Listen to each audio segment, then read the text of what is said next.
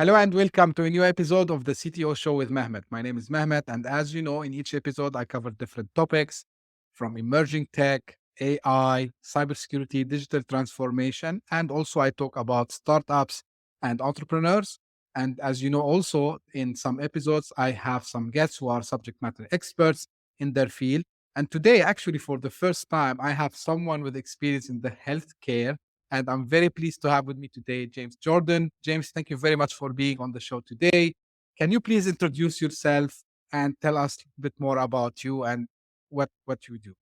Sure. So my passion today is I kind of consider myself a medical futurist and an innovation expert. I like transforming healthcare business models as the market is evolving, improving process efficiency, and really focused on delivering high quality care to really make a great customer experience. And we don't use the word customer too often in healthcare. But that's the end result of many years of experience, right? So I've been at this business for 25 years. I've been on the manufacturing side, the distribution side, healthcare IT, pharmaceutical, medical devices, provider side, been on the academic side, and also was on the venture capital side, investing in these companies. So I've seen all aspects of this. I've worked for Fortune 500 companies, like executive VP for McKesson or a vice president of marketing for Johnson Johnson. I've done a few startups along the way. That's cool to know, James. And again, thank you very much for being on the show today. So my first, real question I would say now, as a distinguished service professor of healthcare, and you work in some very uh, prestigious universities, what trends do you see emerging in the intersection of technology and healthcare? So I think, it's funny. That's how I got to Carnegie Mellon University in the first place. I showed up around 2007, and I knew healthcare reform was going to happen in one form or another, just by the nature of the baby boomers, the pig and the python, right, coming through the system. And so historically, it had been the manufacturing innovation side that was driving everything. But if you really look at the cost in the system, it's insurance, it's providers, it's administrator, it's paperwork. And so I think there needs to be a digital transformation in healthcare. And so, we've always thought historically of the products themselves. But I think today a lot of the work is going to be in improving the business models of healthcare, making them more efficient, predicting patients, their healthcare issues before they become acute. And that's sort of the direction where we're going. So with that, we have a lot of trends in the operating room. We have things like augmented reality when you're doing spinal surgery. So if you think about orthopedic surgery, it's actually, when you think about the problem, it's amazing how well orthopedics have done over the past 30, 40 years. But basically, you're realigning these bones. In some cases, you're drilling things and you're putting metal rods in, and you're trying to keep the natural angles of the body. Well, if you think about it, the minute you put the patient on the table and you move them in any format, you sort of wrecked your entire plan. And so there are systems today where they can take their preoperative planning and they can actually overlay it onto the patient during the surgery. And as they move, they can keep their plan current, which is quite fantastic. We see robotic surgery. We see us doing more precise things with the ability to do things more minimally invasive instead of cutting people open. And on the precision medicine side, we have situations where we're building machine learning and artificial intelligence models. So one model I really like, it's on pancreatitis. So long-term pancreatitis is very high probability of turning into pancreatic cancer. And so the question is, if you have a general practitioner and he has special situations, you and I could have the same, show up with the same issue, maybe call it eczema, something simple, right? And for the person who doesn't have pancreatitis, let's put some, cream on it and treat it that way. For someone who has pancreatitis, that's a symptom that maybe they're going down a different pathway. And so can we anticipate that pathway? We can't stop the disease. Can we slow it down? Those are incredible things that are going on. And then we have all sorts of uses of computer vision and things like that, billing side and the detection side, to be able to make sure that we can detect billing and fraud detection and different things like that. So we're really seeing new categories of things being done. We're seeing operational efficiency.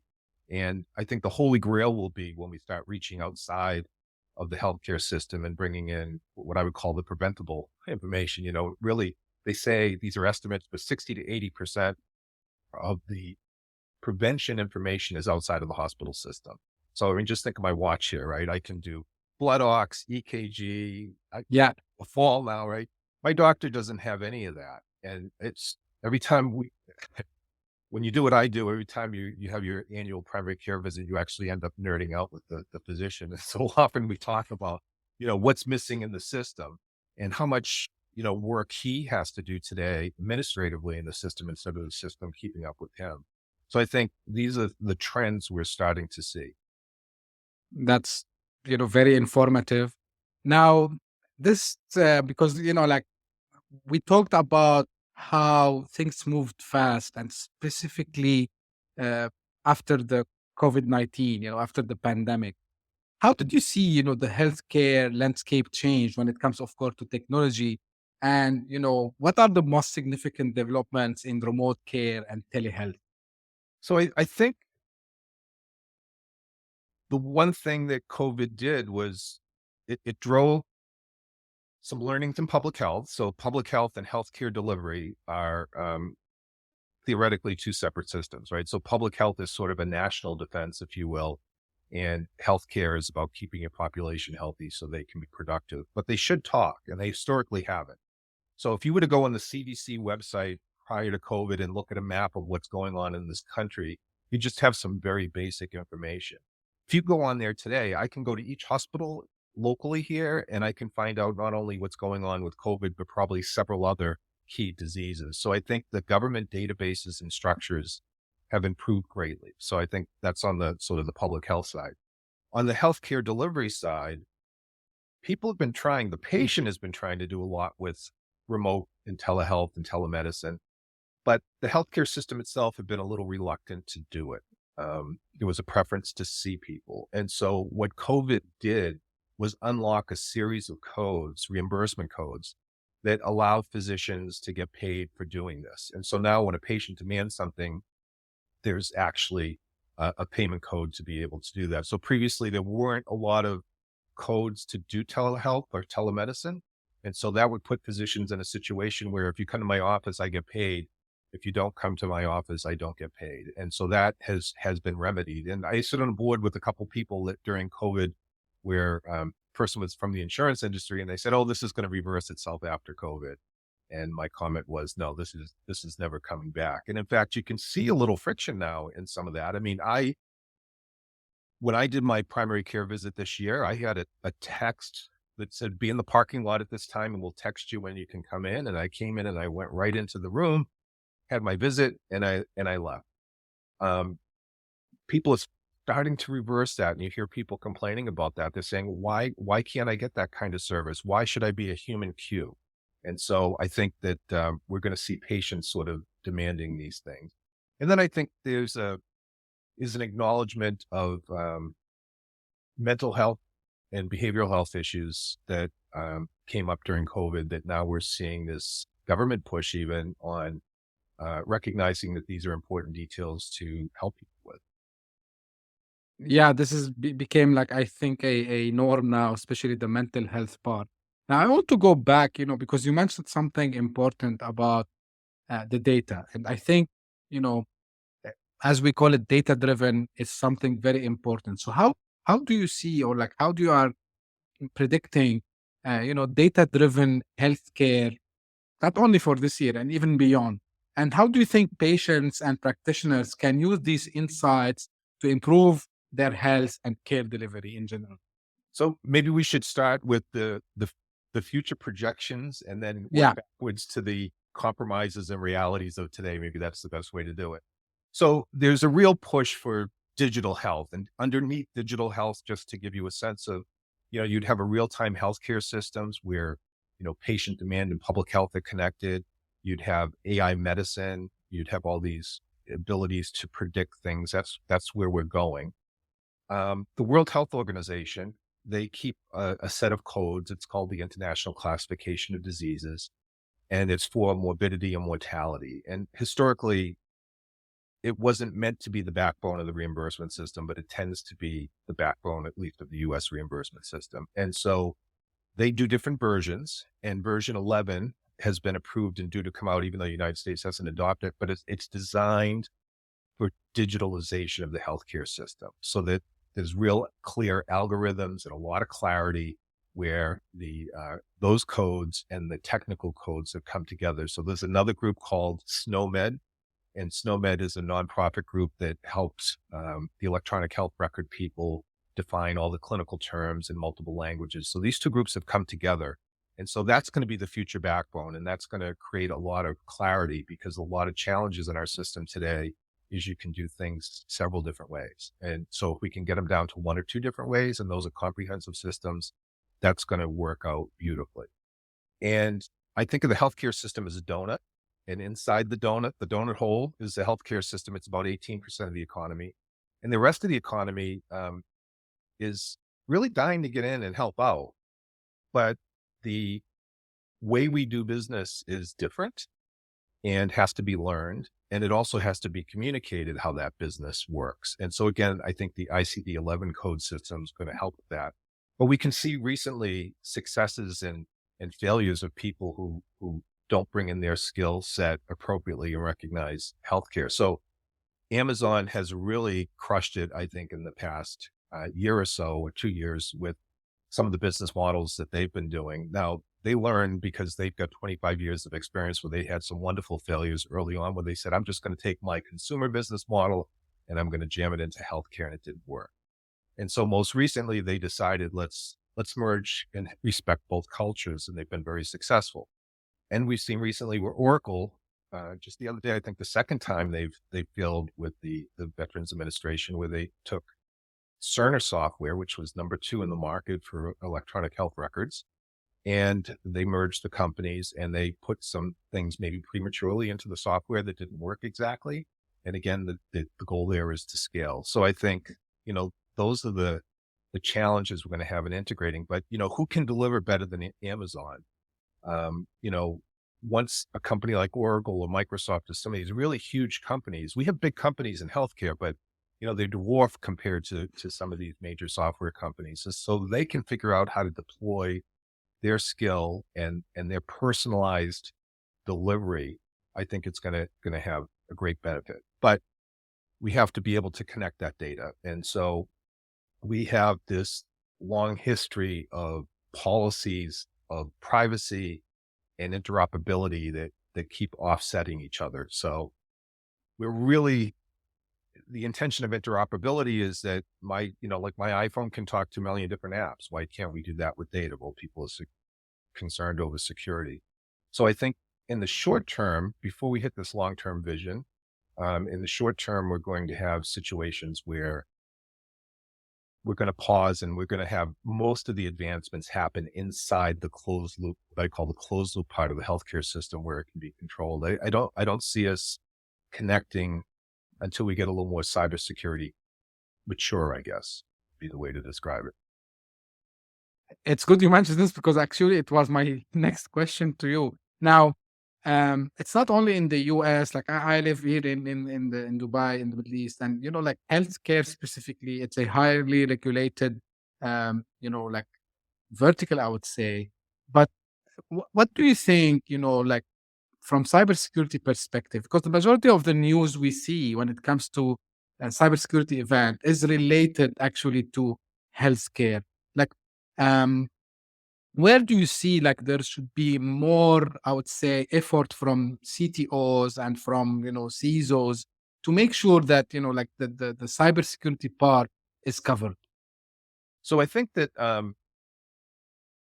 so first of all, some of the professors at Carnegie Mellon are specialists in black market and cybersecurity, so I can only share some of the conversations I've had with them. A healthcare record is infinitely more valuable than stealing my credit card, because it's with you for life. And I've actually, my dad had an interesting experience where he had his cataract done in his right eye, and 2 years later went to do his cataract in his left eye, and it got denied because his left eye was already done in Wisconsin. And so, these records are infinitely more valuable. And so what you have is an historic healthcare system that has very much legacy infrastructure that's pretty new at connecting to the cloud. And you've got these policies that say you should connect to the cloud, but every time you make a new connection, um, you have a risk. And the more connections you have, the more risk that you have. And so that's sort of the hypervigilism of healthcare. Is they're going to be very sluggish, or really need to be pushed to be able to connect and go see that total vision. And I think what we see in the consumer companies right now is cybersecurity is as much part of your business model and your brand as anything else. And I think that in healthcare, we need to start sort of understanding that. Yeah, that's very informative, I would say. Now, talking of, because you mentioned something very interesting now, like how it's important also not only to deploy these technologies, but also how do you see it's possible, or do you see it possible of making healthcare uh, in general a hub for innovation? I mean, because when we started to talk about digital transformation, like a couple of years back, and then every expert start to say, like every company now should be a technology company, right? So, from healthcare perspective, how do you see this can happen in again a vertical that usually people think about it only from one way perspective. They just provide a service or a care for their patients. So how healthcare can become more innovative and drive also the change towards like new innovations, new ideas, and maybe new technologies. So I think that there's government activities going on. So I think in the past decade, we actually have a technology group in the government that's responsible for pushing innovation and helping and facilitating security. So that infrastructure didn't, exist to the scale it does today. And so I think that's step one. In step two, I think that it's going to end up probably, you would like to think that the motivation is going to be, we want to get closer and more preventative and more helpful to our patients. But I think that most hospitals are operating at less than a 4% margin, and it's going to be financial. And I think that's okay, because I think the paperwork, the inefficiency, the inability to um, not even be AI, but just predictive and data analytics is something relatively new to this industry. When I say relatively new, the past 20 years. And so I think people are going to sweat those matters out. I think the first motivation is going to be more, financial viability. I see. And also, James, because you work on the startup side as well, are we seeing a slowdown in health tech, or are you seeing maybe now with AI coming again to the picture, maybe there's a moment where everyone is waiting, and then we're gonna see like a boom again in health tech? Where are you seeing things moving forward? So when you say health tech, you talking about the software side only, or are you talking about all the products? All the products. Okay. So, I'll go through them in general. So the medical device business in 2008 started consolidating. And so what prior to 2008 was a very robust startup world, has really been a difficult segment. And so probably at this point in time that the roll ups are starting to be complete, I can predict in the next few years that startups might come back, but it's been a very tough area for a number of years now. In the pharmaceutical area, it's gone the other way around. That Mhm. big companies, you've heard the stories that a new drug cost $1.6 billion to $2 billion to bring to market. Well, it's true and it's not true. What's true about it is all the failures are dialed into those dollars. And so the question is, how can we have less failures, or how can the cost of failure be less? And so I think Big Pharma has discovered the startup world is a great place for that, because if you did all these startups and you get to sort of a phase 2A or phase 2B, which means, the data's in humans, and it, has some data supporting its potential success. it's probably cheaper for a pharmaceutical company to buy that startup company. So I think that's a very attractive space. And healthcare IT, I think, is really what's been booming probably since at least the past decade. So as we've realized that we need to spend money in the system, and we realize that for the general software industry, they don't understand the business models and the norms on the flowcharts even of how to operate in the healthcare system because it's very different. So we needed the people with that skill to partner really with the people that know that business. And so we've seen software people and healthcare people coming together and doing all sorts of really cool things. It could be from billing, precision medicine, um, drug discovery models. So I think that that's, a very hot area. And the diagnostic business is an up and down kind of business. It doesn't get as much attention as it really should be because its FDA model is a little um, unusual compared to, say, medical devices and pharmaceutical companies. Yeah, that's great. And just because you're close to academia, right? So usually anything new or breakthrough, first it comes from, the idea comes usually from there. Like, how close are we to something that maybe we consider sci-fi of having, wearable devices but implanted in our bodies? And are we close to these things that we might be thinking they are, I would say, sci-fi? I mean, what is the next thing that we can expect? Because you are again, working in the academic side as well.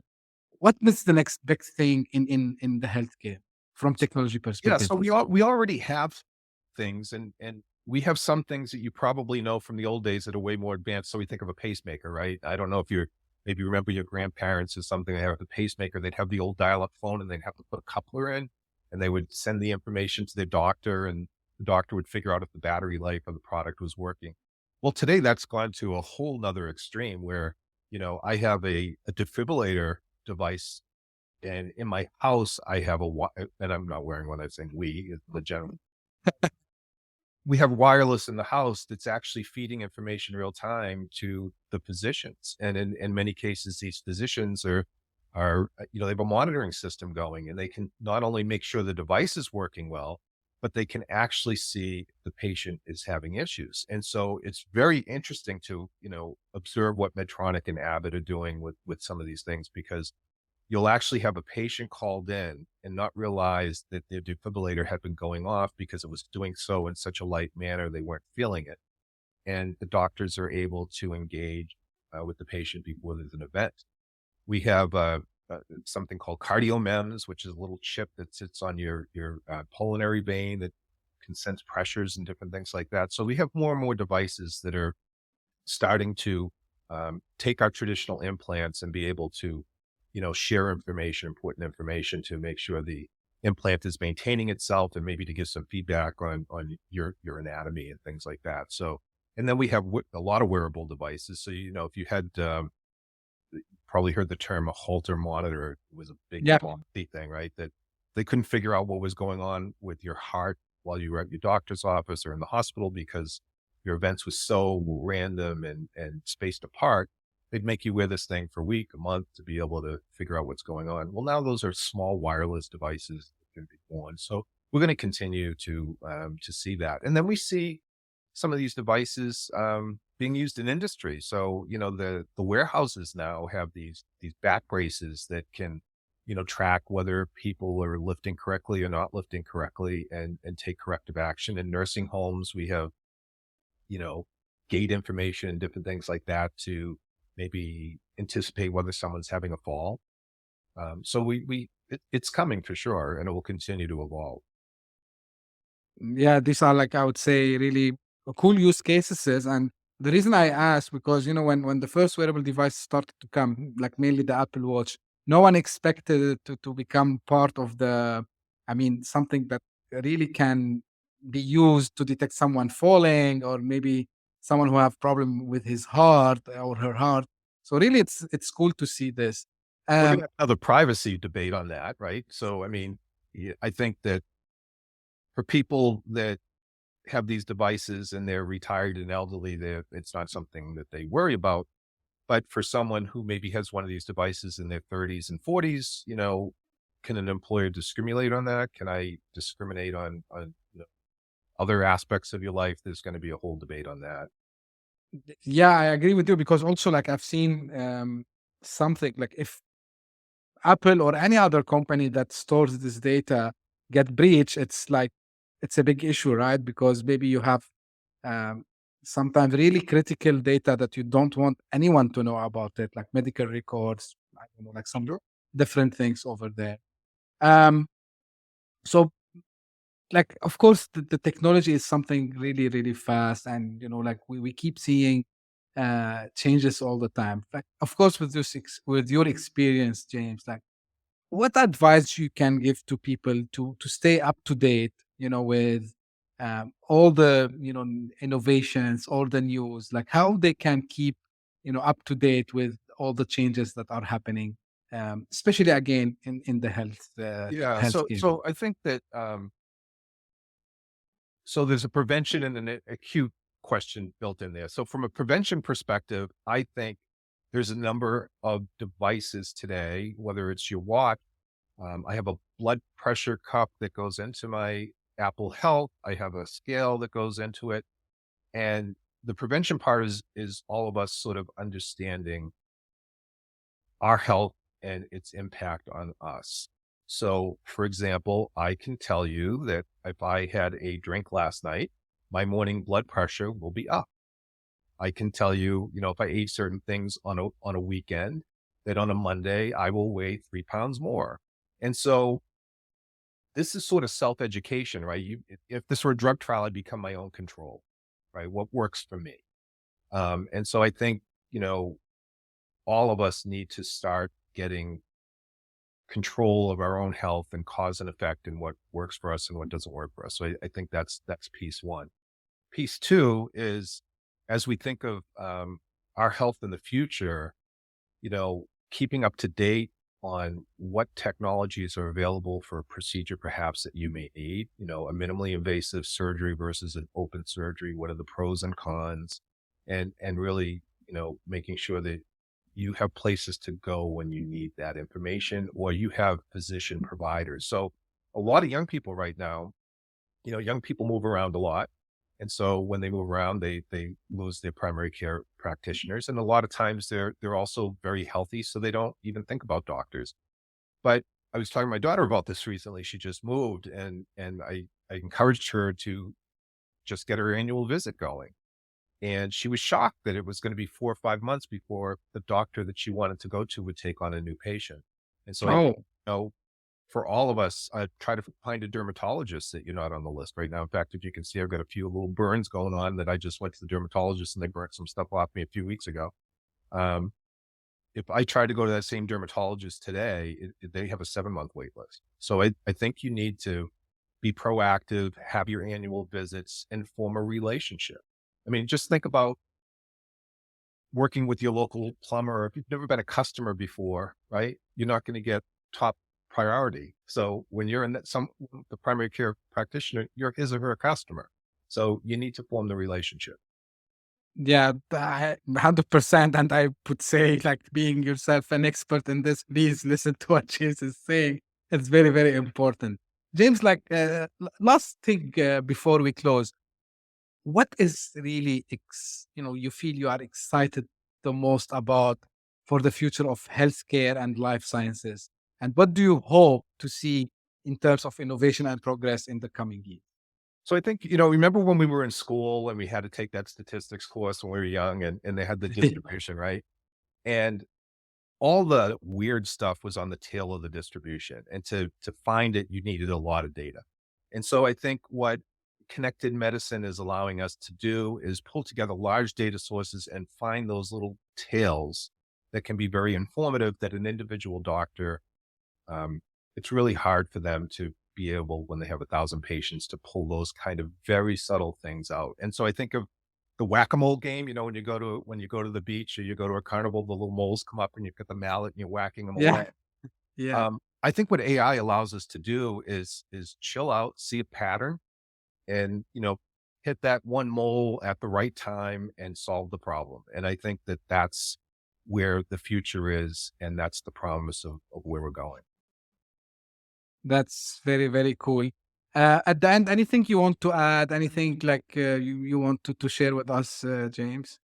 No, I think that we covered pretty much everything.